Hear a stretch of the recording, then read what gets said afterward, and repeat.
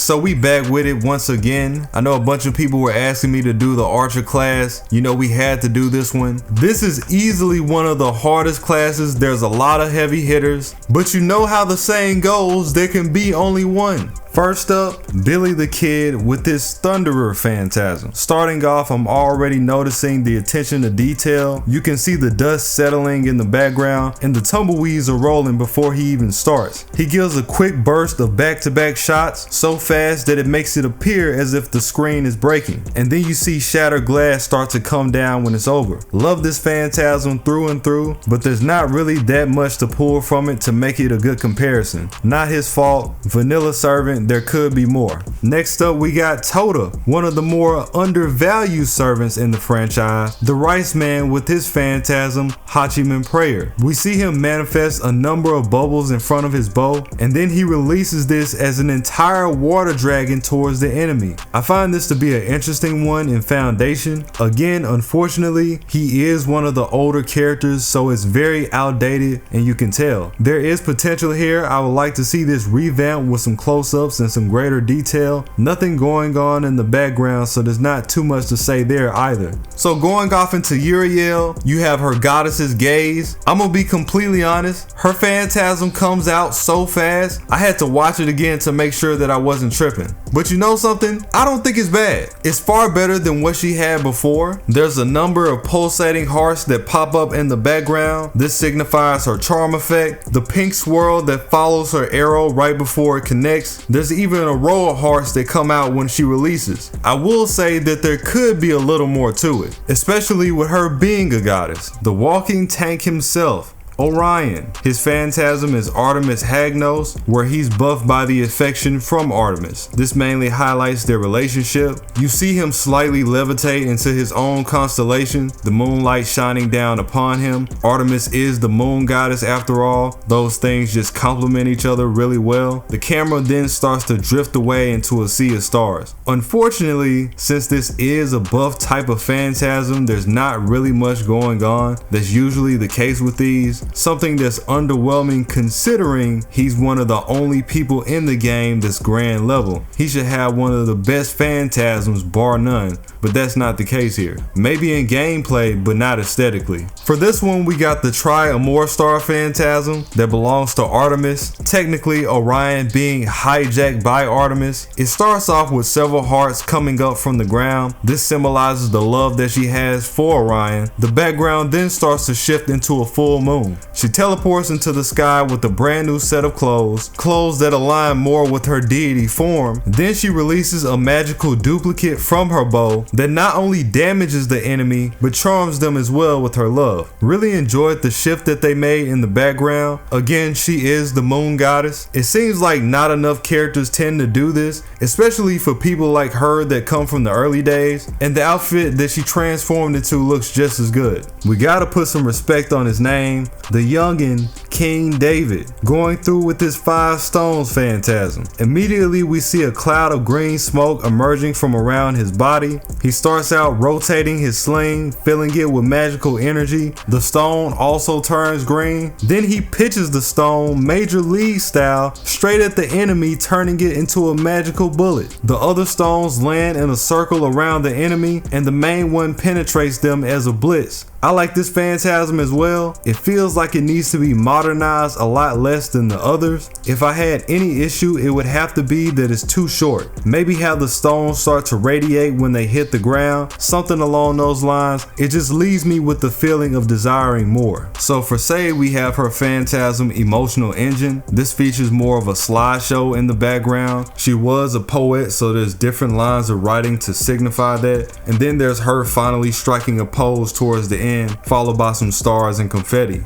I'm gonna be honest, man, it's not the most generic Phantasm ever, but it's definitely not that appealing. She does look really sweet here, but that's all that it really has going for it. I'm sure it'd be way better if you could actually understand the kanji, and even then it's just lackluster in overall design. We're doing Nobunaga, so it's only right that we do her brother Nobuyuki. We find him meditating at the center of the screen that slowly turns into a field of lilies. The lilies start to lift up in tandem with his arms for dramatic effect. The background starts to shift into a blood red while he himself turns into a silhouette to match. Then we see his body slowly start to dissolve as the wind spreads his remains into the storm. Despite the fact that there's not a lot going on here, I do like his phantasm. It feels like they made a lot happen with the little that they had. The inferno around his sacrifice is also a nice touch. Paris said Altera isn't the only one that's got some sheep homies. His arrow of promising conclusion shows him being lifted all the way into the sky by the god Apollo. Apollo then reinforces him from behind while he shoots his crossbow. I will never get over the fact that his sheep is Apollo. It always takes me back. That alone makes this phantasm 10 times better. For someone that looks as fragile as Paris when you see his body, this might seem outrageous. Paris decided to pick up the biggest gun that he could find. I mean, the thing is twice the size of him. The whole idea is hilarious. Clear the room, we got Tomaway in the building. Her phantasm being the mantra of the show. Here's something different. We see Tomaway launching herself over the enemy's head, grabbing him by the shoulders while she's upside down, then throwing him into the air at rapid speeds. Anytime you see some type of hand contact going on, that's an automatic plus, right? Then she said,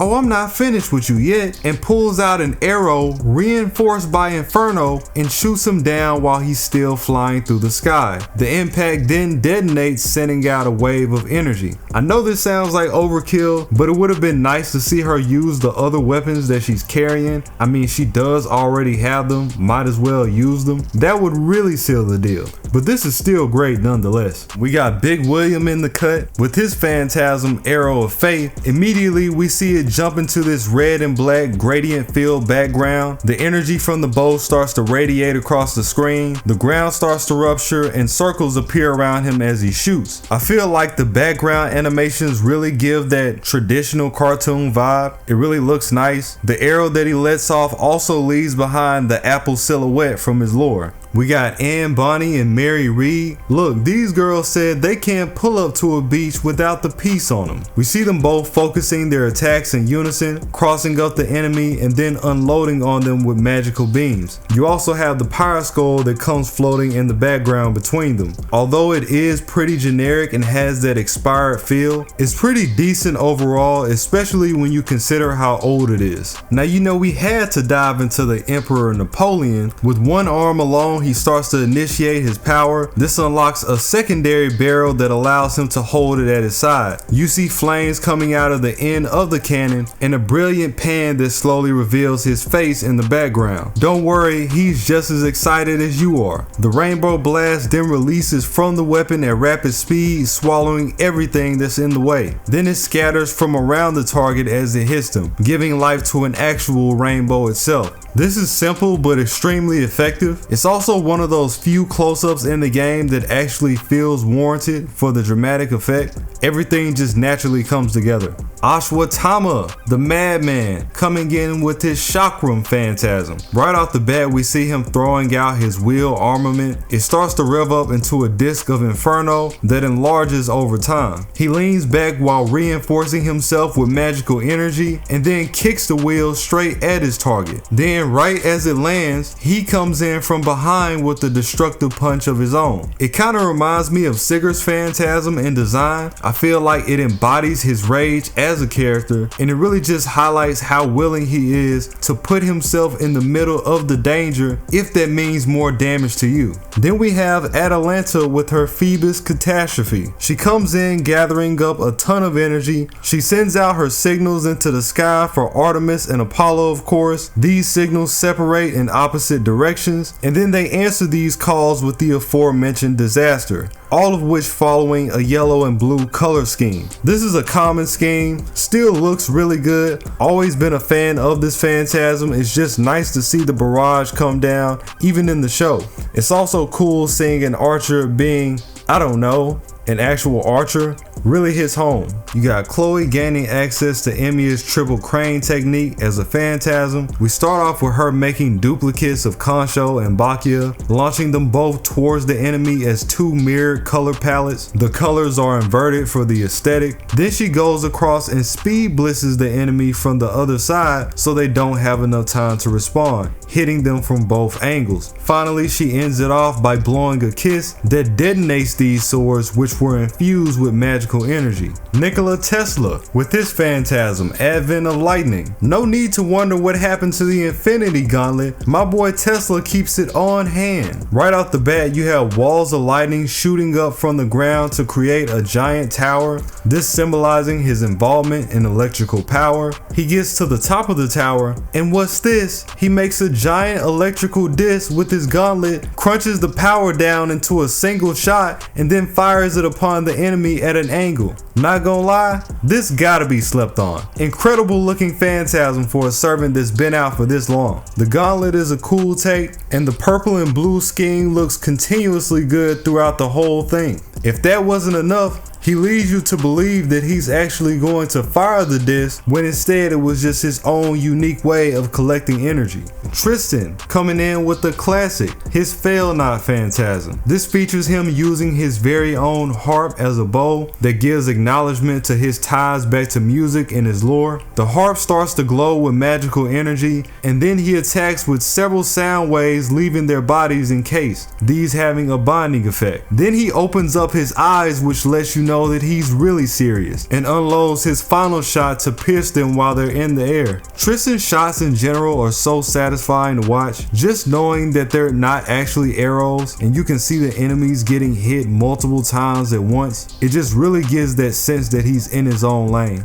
Pay homage to one of the old schools, that being Robin Hood with his U-bow phantasm. We start with the green radiating light from the tip of his crossbow, and instead of shooting bolts, he actually starts to shoot vines encasing the target so they can't escape. The vines then turn into a tree, which over time changes its color and starts to release a poisonous gas on everything nearby. Again, this is a great phantasm considering the age. It gives you that curveball of him shooting a projectile, when in actuality this wasn't the case. The tree also makes for an interesting transition by watching it turn poisonous. We got the man that's cutthroat at all times, and that is Emmy Alter. Really love the purple aura that's releasing around him as he gears up for the shot. Purple is one of my favorite colors, so I'm pretty biased. Just the fact that he has a gun alone puts him in his own lane. The purple aura can be seen following the shot all the way into the target. It penetrates them, then releases several weapons from the inside. Again, very clever. I also like the scheme that they went for. Instead of just showing the weapons like you would do normally, they had this changed into a red silhouette. The same thing can be said about the blood in the background. It all transitioned and it all aligned perfectly.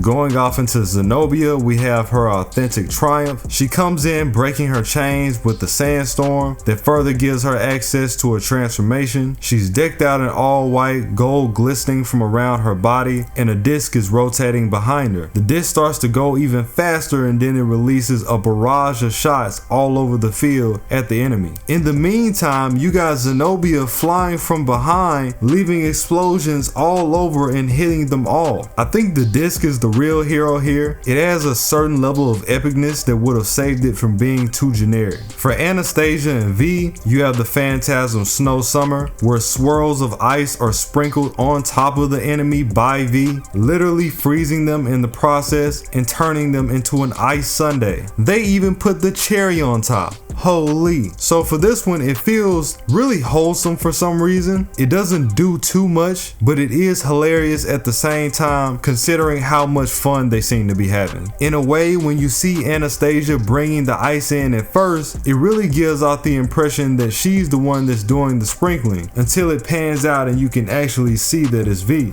Once again, great transitions. No way you thought I was gonna do the sad man without doing Fairy Knight Tristan. So this gives us a look at her Fetch Fail Not Phantasm. It starts off pooling energy that's filled with swirl roses. The background radiates in pink. She looks at the target and then she puts them into a spell that shrinks their body. The enemy then gets turned into a silhouette and she injects them with the darkness that emerges from the inside as a blossom ablaze. Really like the colors that they chose to use here. The incineration effect as she lifts them into the air is also good. It's a complete U-turn of how you'd expect things to turn out. It really just keeps you guessing. For Minamoto with his crescent moon bow, it shifts us over to a full moon that's starting to get eclipsed. The moon then shoots down a beam over his entire body and starts to change the color of his armor. The armor was already tough and then the transition just made it even better. He starts to wind up with this bow, electricity flowing in the background. You can slowly see his eyes start to radiate as well as the light in front of him that starts to brighten up his character. Some good pan work and then he finally releases for a devastating explosion. Naturally, you have Oder Nobunaga with her 3-line formation. We see her start to levitate in the middle of a countless amount of guns, swirls of magical energy that complement them. You have this fiery aura that's emitting from her body as she loads up her weapons, and then she throws out a repeated burst of lasers all over the field. Then she throws out a giant laser for good measure towards the ending. Her Phantasm has always given me this Gate of Babylon vibe, but just a more modern version, you know, with her using multiple guns at the same time and them flying through the air with her telekinesis. It just feels like these types of powers aren't accessible to everybody. Surprisingly, Nobu really came through. My girl Nightingale, come on man. If you had a boring Christmas in the past, Nightingale's got you covered. She'll give you something that you're never going to forget. Her Assault Medicine Phantasm starts off with her flying off into the sky with the lights behind her. She drops off several bombs of medicine, dedicating a nod to her position as a nurse, and she hits you with the machine gun umbrella for extra healing, just for good measure. She then follows this up with the giant green burst attack that turns into an explosion. And then finally you see the Merry Christmas writing that she leaves behind towards the end. Nightingale has always been a treat for me whenever she's on the screen. Any screen for that matter, the manga, the chapters, she just goes in. She's so dedicated to her job that she will put you out of your own misery just to do it. Gotta give some appreciation to this umbrella gun here. It really took this Phantasm to a 10. She truly does the most. Switching over, we got Calamity Jane, this being her Dead Man's Hand Phantasm. Calamity couldn't find any competition on Earth, so she had to take her talents to space. What a flex. She flips her entire gun into the air and catches it flawlessly, the background detailing this purple and blue radiance as she does it. Then she shoots a bullet that features the writing of bad luck towards the target. And just as the bullet says, the person is then recognized with bad luck, giving them a bad hand where they get damage and a debuff, the same way that Wild Bill went down when he had this hand himself. It's so funny because in the middle of the Phantasm, if you look, you can actively see the bad luck hitting each card while it's changing to the other side. You realize that's why the cards turn around backwards in the first place. You also see them do a nice spin before they lock down and give the final result. Next we got Kama. She surrounds herself around the enemy multiple times to carve out a flower, this designating her being a goddess of love. The person takes damage when they're inside the circle and they even submit to her charm. You got Iliasville, this being her Prisma Splash Rainbow Phantasm, where she starts off with her Kaleidostic Ruby in the form of a gardening hose.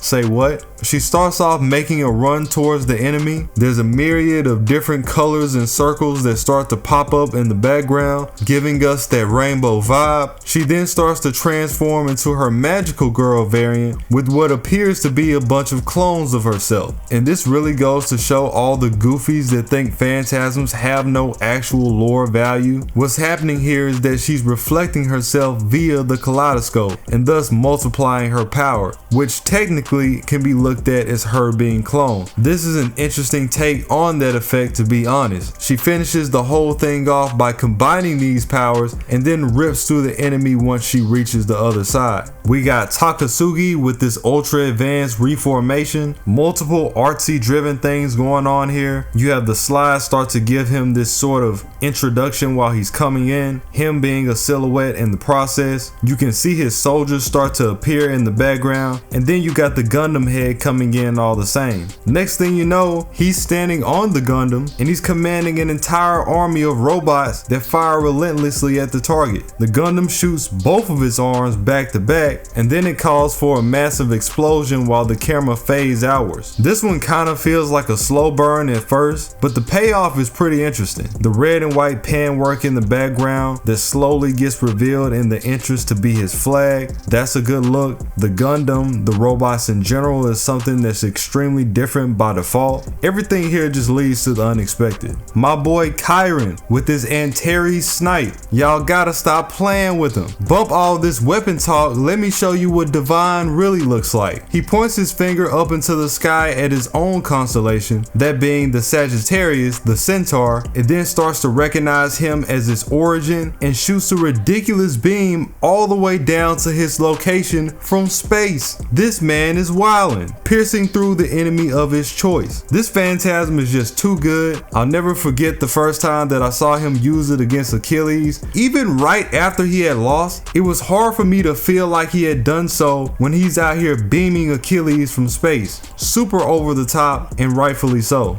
In this one, we got Santa Altera with her Candy Star Photon Ray. Let's face it, cars are overrated. My girl decided to pull up with the sheep fresh off the lot, and you don't gotta worry about gas. The nature of the original Photon locks down on a target from beyond Earth. I'm getting the same type of vibes here, but with multiple sheep being shot in its place. The sheep begin to disperse in a crisscross pattern, and then they all shoot towards the target. I think the idea of her riding a sheep from Earth all the way into space is again just hilarious to me, and considering her origins, it's not even unrealistic, which is funny because the whole point of the Phantasm is to be over the top. It's super meta when you think about it. You got Rama's wife, Sita, with her peerless bow Phantasm. It starts us off about face, and the moment that she turns around, her bow starts to dissolve into the air, just for us to realize that a colossal version is manifesting right above her. The golden magical energy returns back to her, allowing her to remote control this colossal bow by the strings. Then she fires a massive beam that shoots straight at the target at remarkable speeds. Honestly, this might be one of the most unique Phantasms that's unheard of. There's not a lot to it, but her controlling the colossal bow alone sets it apart from many others. Next up, we got Arash with the infamous Stella. I think about Stella in the same way that I think about Saito's Phantasm. There's not a lot to it, but it's one of a kind. And Arash is an old character. Like, think about how many characters have come after him, and not one has matched this caliber of uniqueness yet. It comes off with him loading himself into his own shot, green waves circling around him as he ramps it up, and then he shoots himself as a sacrifice and comes down with a massive explosion on the targets nearby. The most goated of wave cheesing, I tell you what. For our next one, we have Arjuna with his Pashupata. We see Arjuna start to levitate while swirls of blue energy come around him. This same energy gets shrunken down into an orb, his Pashupata. This is one of those things that's a fun way to mislead the audience, because when you see the orb, you think, oh, it's just an orb, it's not that big of a deal. He tosses the orb into the air and it literally destroys everything that's in sight, which is actually very accurate to his lore. In fact, if you really pay attention, not only does it get rid of them, but you can see Jalter getting vaporized with the rest of the servants into particles. No exaggeration, this is God's work. Kid Gil, an old favorite, the man that carried me through part 1. You have his Gate of Babylon. Immediately we jump straight into his golden portals illuminating from the background, several armaments poking out from the other side, and then he lets them fly a countless amount of times back to back. I feel like this for a long time. Kid Gil needs a revamp so bad. I don't know why they decided to give base Gil so many updates. Half the time he doesn't even need them, and not give Kid Gil one. Can my mans get at least one? I mean, my goodness, you gave Gil a chair, the glaze. I wouldn't add too much. I feel like it just needs to be polished. It is one of the ones on the shorter side, but I don't feel like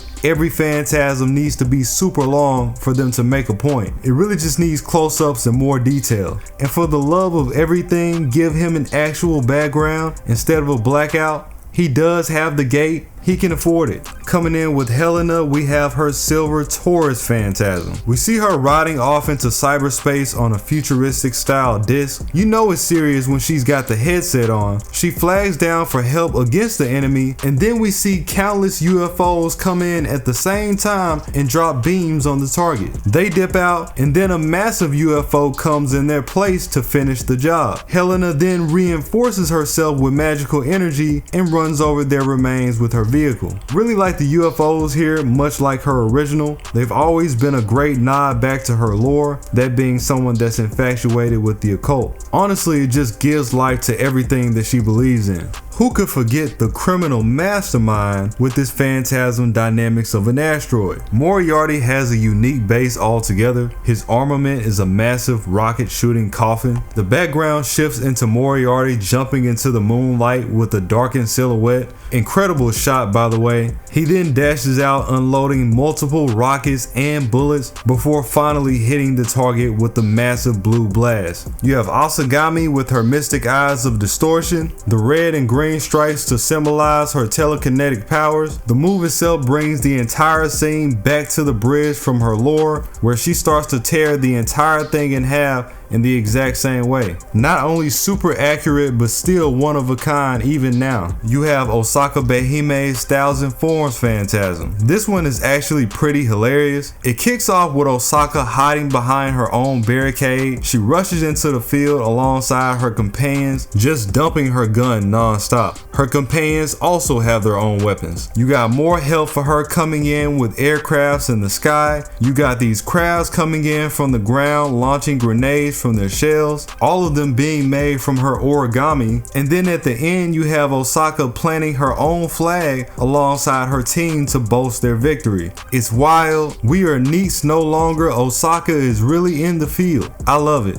Squirtoria, we meet again. I couldn't wait to be fanned out over this one. Summer Phantasms are already known for being interesting. This one is no different. Loving the angles here, and the water looks really good to boot. Matter of fact, there's so much detail that you can actually see the color of the two waters meeting in the background. Aside from that, you have her following up these shots with the barrage from her Excalibur before attaching it to the gun itself and then blasting the enemy into space. Love this Phantasm. I've used it so many times, never gets old. You got Emmy with his unlimited blade works, blue aura and the electricity in the background giving it a really appealing start. Amazing transition here. You start to see multiple lightning bolts not only strike the ground, but they also start to ignite to cover the entire field. And this sets up this sort of transition effect where the first background starts to melt into the flames and then it reveals the other background behind it. I've already said it before, Emmy is like a cheat code when it comes to uniqueness, from the graveyard of swords to the gears in the background symbolizing their production, the dramatic pause when you see the sword spawn, the chant that comes with it. It's like unlocking a safe almost. It's like when you hear these sounds in repetition, you know that your time is numbered. And then you have the downpour of the actual swords themselves. It's just a satisfying experience. You never get tired of it. Well, lo and behold, the chosen one. I mean, it is Gilgamesh. Need I say more? He's one of the people that existed before nearly everybody. He can't help but be unique. So much so that there's no weapon that compares to the likeness of his even now. Ea, the sword that split the heavens and earth, from creating tornadoes on one side to rupturing the textures of the planet on the other side, it does it all. The black and red designs that you see on the weapon make for a really good scheme, along with the golden handle. Same thing with the cylinders. The way that it spins when it's activating is almost like the weapon is mechanical in its own right. The galactic background symbolizing his superiority as a servant and his power as well. Truly one of a kind.